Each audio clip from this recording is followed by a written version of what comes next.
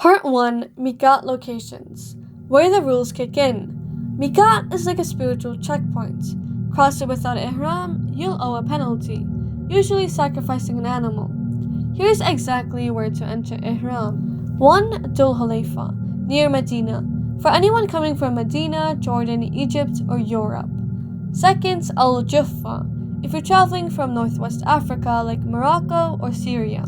3rd. Qarn al Manazil, if you're coming from Riyadh, Dubai, or Oman. 4th. Yalamlam, for pilgrims arriving from Yemen, South Asia, or Southeast Asia. And lastly, Dat Irq, if you're coming from Iran, Iraq, or Central Asia.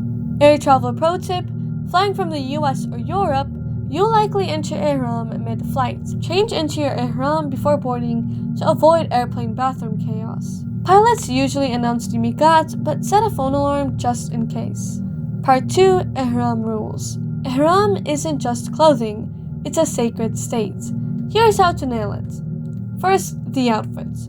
Men, 2 seamless white sheets. No buttons, no belts. But what about pockets? Nope. Women, regular modest clothing. Any color. No perfume, no makeup, and no face coverings. Second, the prohibitions. No haircuts, nail clipping, or shaving, and no arguing, hunting, or romance. Third, the intention. Silently make your intention before crossing the Miqat. No need to shout it, this isn't TikTok. Fourth, the oops, I messed up clause. Accidentally scratch your head and lost a hair?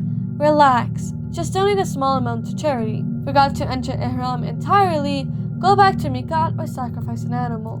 Part 3, why this all matters. Ihram is your uniform for focusing on Allah, no distractions, and Miqat is your spiritual starting line. Master both and you're golden.